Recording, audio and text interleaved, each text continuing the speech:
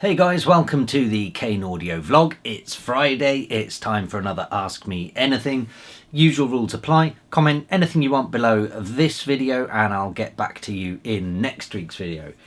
Before I look at last week's video questions, house admin.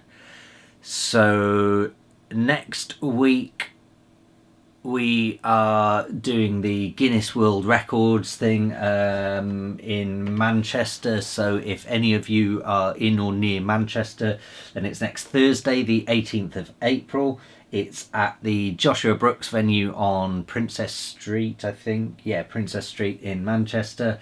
Yeah, it's just going to be a great day out. I think it starts at like 11 in the morning or something like that. And yeah, that's about all you need to know. There's going to be 160 DJs lined up, and we're basically just playing one track each. It's all for a good cause, for charity, so come along, get involved. I'll drop a link below this video for the Facebook event, because I think there's like a Just Giving page and stuff like that, so if you guys aren't able to make it, then you know, feel free to donate to the page. Yeah, I think that is the only house admin that I need to mention. Yeah, I don't think there's anything else. I can't even think what I've been doing this week. As usual, it's Friday, so my brain is frazzled. What have I done? I've had meetings at the beginning of the week. Fine. I've been working on some really cool music, actually, some sort of sci-fi-esque type stuff with a colleague of mine for TV Sync stuff. Yeah, I think that's about it that I need to mention so far. Oh, I did mention I think I mentioned this a few weeks ago, if any of you remember. If not, it's not important, but I did mention a few weeks ago I was trying to get publishing clearance on a track that I'd done a rework of, because I was going to play it in festivals this year and in gigs, and I got the clearance, got the go ahead for that, so that's all good. So that means I will be releasing that this summer, hopefully before festivals come out, so I'll talk more about that another time. Right, straight on to last week's questions. I don't think there are too many this week, if I remember rightly. I don't remember seeing many anyway. Zombo. Hi Dom, great AMA as usual. The question is that, does a track need a theme or not? Okay, first of all, no, it doesn't. Nothing needs a theme, but I think a theme is helpful. Not just to a track, but to an artist as well. And I think, you know, that, but choosing what a theme is maybe more debatable. So, you know, I guess a genre can be a theme to an extent. It's a bit of a cop-out of a theme, but, you know, so it depends on what you define as a theme. But since you're talking specifically about a track, I would say your theme can be, I think in my case for my music, I would say my most thematic stuff is probably my sound design, because it's quite similar in a lot of my tracks. And generally the vibe of the track, I guess, I guess that would be my theme. But expanding on that, I think it's also important to have some sort of melodic theme. If you, for example, were to study any classical piece of music, you have what's called a motif. So Beethoven's Ninth, I think, is the ba-ba-ba-bum, that bum-bum-bum-bum, that rhythm is actually throughout the entire track. While we all know that intro of a track, that rhythm stays all the way through that symphony, and becomes a motif all the way through and develops. So to that extent, I don't think dance music should be any different, whether it be house, techno, drum and bass, whatever. I think, we as humans like to have a repetitive element in there, and that repetition can be a theme of some sort. So yeah, I think that kind of answers your question. So no, nothing needs to have a theme. You can still write a badass track that doesn't have a theme, but I think a theme is what makes a track more memorable and more appealing, and kind of I think a listener is more likely to listen longer to a track that has a good quality theme, I guess. Rod Marconi, some great info on record labels and publishers. Cheers, Dom. You're welcome. Sunset86. Hey Dom, sorry, forgot the keyword if there was one. Yeah, I don't think there was one last week. I always make it to the end, promise. I believe you this time. My only question, which I may have touched on already, is related to your mix downs for clients. I know a lot of mix engineers say to print effects if they're part of the sound, etc. But what if an effect is a nightmare to mix, e.g. say a clap printed with reverb that doesn't mix properly? Do you just ask for the stem dry and try and recreate it? Sorry if this question was a little vague. I guess I'm still trying to understand what a mix engineer wants and requires before they can mix down a track. So I think that's quite an important question. In fairness, it's a good question because I get asked it a lot. So I always tell people I want to be able to load the stems on my end and listen to exactly what you were listening to on your end.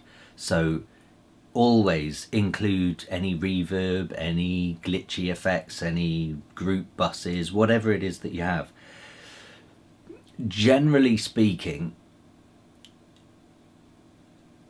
we want to be able to adjust the levels individually. So if you've got a bus of, say, kicks, claps, hats, don't print them as one stem because I need to be able to adjust those accordingly. However, that aside, when it comes to effects, absolutely include those, because it's very rare that I can't do something with a stem with printed effects. It rarely happens where somebody sends me stems of a track and I end up having to request a change. But as and when that does happen, it's not even a problem, because I'll go back to the client and say, I've been playing with this. You mentioned claps with reverb, for example. Let's say somebody left really long tails of reverb on some claps or something along those lines. First of all, there are treatments I can do with transient designers and things like that or gates, or there's lots of things I could do to play with that effect anyway, to maybe make it better. But if at any point I just think, well, it's going to be easier just to get the dry claps, then I'll just go to the client and say, can you send me the dry claps? Because there's nothing wrong with that. There's nothing wrong with going back to someone and saying, do you know what, actually, can you change this? I have had mix projects where, for example, I've told a client, have you thought about maybe changing this sound, maybe the bass line? And I'll give an example of maybe they've used, I can't think of one, but I'll say maybe they've used a saw wave, and I've said maybe that should be a square wave because this and this would happen. And it's totally up to them. So I prefer to have a back and forth relationship with my clients when it comes to these things, because as an artist, you want to be proud of your work. As a mix engineer, I want to be proud of my work, and I want the artist to be proud of their work. So if there is ever anything I can suggest, and the same with regular mix downs, regular clients that I have, some, for example, I might notice that one client in particular, has really heavy sub bass, then I'll always be happy to mention to that person, going, look, the last 5 tracks you've sent me are really heavy on the sub bass. Maybe you need to retune your room or your speakers, or I'll check what equipment they're using or what acoustic treatment they have, or maybe there's a fix that we can put in there. because at the end of the day, the other thing you've got to remember, a mix engineer's dream job is to load up the stems and do nothing and just sit there and go, this is perfect. Probably never going to happen, or incredibly rarely is it that going to happen. There's always something you can treat and tweak, but you know, that's the ideal scenario. So the more advice we can give an artist or producer that improves their work, the easier our job becomes later on in life. So yeah, so I think it's important to have that two-way relationship. I don't believe in having clients that just tell me what to do and I go, okay, done, here you go, and that's that. If there's ever room for growth, that needs to be looked into and embraced. So yeah, I've gone off on a tangent again, as always. So yeah, so when it comes to printing effects stems, yeah, I want to be able to load the track my end and hear it exactly as you heard it. However, that's one of the reasons why I always tell people don't put effects on your master channel, because if you're printing stems or buses, none of that gets applied, so your master channel effects are now redundant. Secondly, this is not necessarily the case for compressors, but it is again subjective and debatable. So stuff like reverb, delays, obviously leave those on. If you've got compressors on, let's say you've got a compressor on a kick drum and you've put that compressor in there because you felt the kicks needed compression of some sort for whatever reason, that could be fine, but I'd rather there wasn't any compression. Unless you put that compressor on there because you wanted the kicks to sound mega squashed and you wanted the kicks to be really pumping and you wanted that horrible ducking of over compressed sounds, and you were aiming for that big pumping sound, then just tell me that when you send the stems, going, by the way, I left a compressor on and here's why, because I really want this sort of a sound. And in which case I might listen to it and go, I can do a better version of that, send me the dry one and I'll do it myself.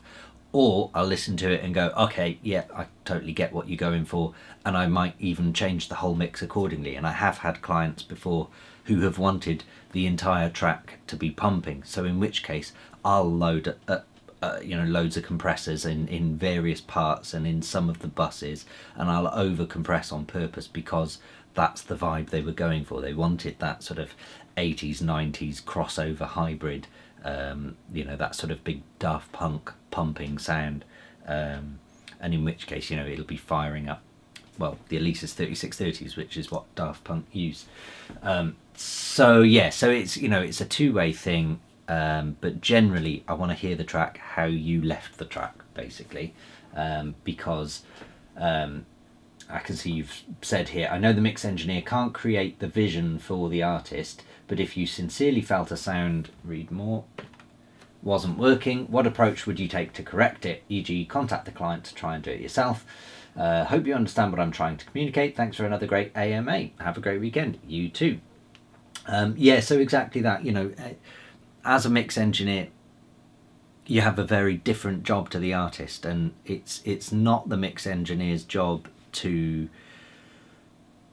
add effects or anything like that, because how would I know if you wanted big roomy pads unless they were already big roomy pads? How would I know if you wanted to have your plucks particularly tight unless they were already particularly tight? But again, like I say, it's a two-way relationship, and I would rather a client come to me and maybe I'll do the mix, and let's say they wanted the tight plucky sounds and they wanted some sort of texture in there, and I didn't know that, and I did the mix. Then they can always come to me and go, do you know what, actually I really want these plucks to sound like X, Y and Z. Is there a way of doing that? Is there something I can do in the production, or is there something you can do in the mix? And I'd rather it be more collaborative like that, really. So there we go. CHI or Chi or Chai. FYI, I subscribed to your channel via searching for Bitwig tutorials on YouTube and found that you had some great content with AMAs, etc. Cool. High five to you then for that. What Bitwig tutorial? Oh yeah, I've done a few Bitwig things, I think. I need to do more as well. So yeah, cheers for that. Casey Music, hey Dom, was not here for a pretty long time, ready to get back on a weekly basis. Welcome back. Right now I'm starting to experiment with my music in higher dimension audio systems. Through my university I get to mix in 16.1, damn, through the Ambisonics encoder. Since you worked with movie and film as well, my question is whether you have any experience with Ambisonics or Oder? Oh, I think you mean or Dolby Atmos. And if so, do you have any tips on how to transform music mixed in stereo into solid higher dimensional mixes? I've got a little bit of experience with those systems, but not, I'm by no means any kind of expert, and it's been a long time since I did. I think the highest I probably did was 7.1 systems in Pro Tools, and that was a long time ago.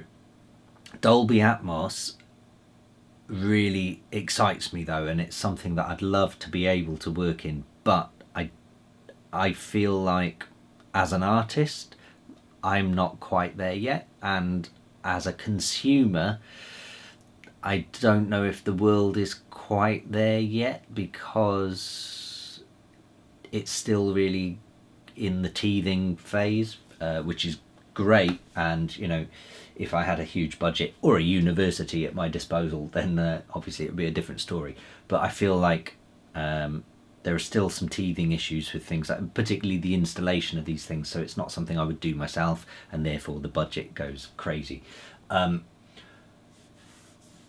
But as for tips on how to transform music mixed in stereo into solid higher dimensional mixes, the only bit of advice I could give really is to pay attention to the psychoacoustics of frequency, and the echolocation, more importantly, not so much psychoacoustics like Fletcher Munson, but more echolocation based on frequencies, because there will be certain frequencies we can echolocate very well, and there are certain ones that we can't. So for example, the obvious thing is, you know, there's a reason police car sirens are high pitched and not low pitched, because they're more directional, and our ears have a better response in that sort of 1 to 5k area.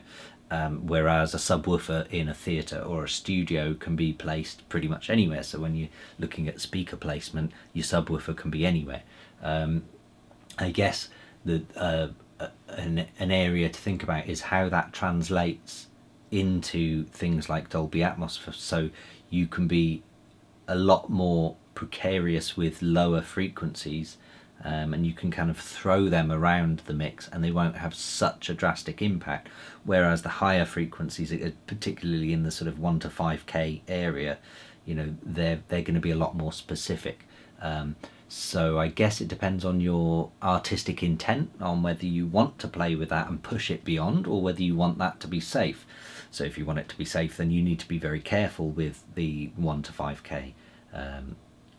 Whereas if you want to push the boundaries, maybe you want to be more playful there, and send something into whatever the 16.1 equivalent of stereoscopic would be, and play with those areas in particular, because you can then trick people into hearing one thing or another. So yeah, so I guess the question's a bit vague, so my answer's a bit vague, but hopefully that gives you an idea of where to start. Yeah, that's all I can think of right now. But either way, have fun, because that sounds awesome, and I do like the whole ambisonics thing. Deadmau5, the Mexican Deadmau5. Hi Dom, great AMA as usual. Sorry for being away in the last couple of AMAs. I was busy with school. I like the new look of your studio. It looks very clean and minimalistic. Thank you very much. My question this time would be, what is the name of your label? I know you mentioned it a few times.